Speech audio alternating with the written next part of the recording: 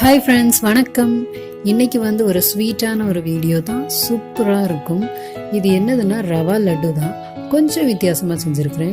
இந்த வீடியோவை லாஸ்ட் வரைக்கும் பாருங்கள், உங்களுக்கு ரொம்பவே பிடிக்கும். இந்த சேனலை நீங்கள் இது வரைக்கும் நீங்கள் சப்ஸ்கிரைப் பண்ணாமல் இருந்தீங்கன்னா ப்ளீஸ் சப்ஸ்கிரைப் பண்ணுங்கள். இது நீங்களும் உங்கள் இந்த தீபாவளிக்கு நீங்கள் வீட்டில் கண்டிப்பாக செஞ்சு பாருங்கள். எல்லாருக்குமே ரொம்ப பிடிக்கும். இப்போ வீடியோக்குள்ளே போகலாம். அதுக்கு முன்னாடி தேவையான பொருட்களை நீங்கள் நோட் பண்ணிக்கோங்க. எப்படி செய்யலான்னு பார்ப்போம். அங்கே 3 ஏலக்காய் எடுத்துக்கோங்க. அதை லைட்டாக தட்டி எடுத்துக்கோங்க.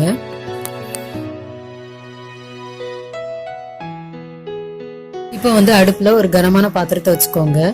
சூடானதும் நெய் ஒரு 2 டீஸ்பூன் ஊற்றிக்கோங்க. அப்புறம் அண்டிப்பருப்பு போட்டுருங்க. ஒரு 10-15 உங்கள் தேவைக்கு போட்டுக்கோங்க. இது லைட்டாக ப்ரௌன் கலர் ஆனதும் இதை தனியாக ஒரு கிண்ணத்தில் எடுத்து வச்சுருங்க. இதே நெய்யில் கிஸ்மிஸ் பழம், உலர் திராட்சையே போட்டுருங்க. அதுவும் உங்கள் இஷ்டத்துக்கு போட்டுக்கலாம். நான் ஒரு 15க்கு மேலே இருக்கும். இது உப்பி வந்தோடனே அதையும் தனியாக வச்சுருங்க.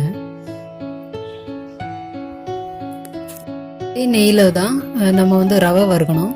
கூட கொஞ்சம் உங்களுக்கு நெய் தேவைப்பட்டுச்சுன்னா நீங்கள் ஊற்றிக்கிடலாம். இப்போ வறுக்கிறதுக்காக 1 கப் ரவை போடுறேன். இது வறுத்த ரவையாக இருந்தால் லைட்டாக நீங்கள் வறுத்தா தான் நல்லாயிருக்கும். வறுக்காத ரவைன்னா நீங்கள் எப்பளும் போல் நல்லா வறுத்து எடுத்துக்கோங்க. லைட் ப்ரௌன் கலரில் வரணும், அது வரைக்கும் வறுத்துக்கலாம்.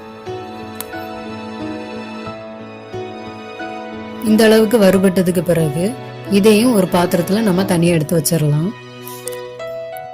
இப்போ இதே பாத்திரத்தில் நீங்கள் 1/2 கப் தண்ணி எடுத்துக்கோங்க. அதை இதில் ஊற்றிடலாம். இது ஒரு கொதி வந்ததுக்கு பிறகு நாட்டு சர்க்கரை எடுத்துருக்கிறேன். இது 1/2 கப் நாட்டு சர்க்கரை இதில் நம்ம போட்டுடலாம். இது நல்லா கரைஞ்சி வரட்டும். இது கரைஞ்சது உடனே நம்ம 1/4 கப்பு தேங்காய் துருவல் போட்டுடலாம். தேங்காய் துருவல் போட்டு நல்லா இதே மாதிரி மிக்ஸ் பண்ணி விட்டுட்டே இருங்க.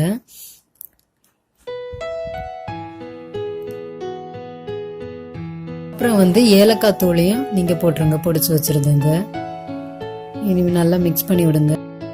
இப்போ நல்லா கொதிக்க ஆரம்பிச்சுட்டு இந்த நேரத்தில் நம்ம வறுத்து வச்சுருந்து கிஸ்மிஸும் முந்திரியும் போட்டுடலாம். அப்புறம் ரவையும் போட்டுடலாம். வறுத்து வச்சுருந்து நல்லா மிக்ஸ் பண்ணி விடுங்க. நல்லா மிக்ஸ் பண்ணியாச்சு. இது கை பொறுக்கிற சூடு வந்ததும் நீங்கள் உருட்டிடணும். சூடு ஆறிட்டுனா உருட்டதுக்கு கஷ்டம், உருட்டவே முடியாது. அதுக்கு முன்னாடி நம்ம உருட்டிடணும். இதே போல் அழகாக உருட்டி எடுத்துடலாம்.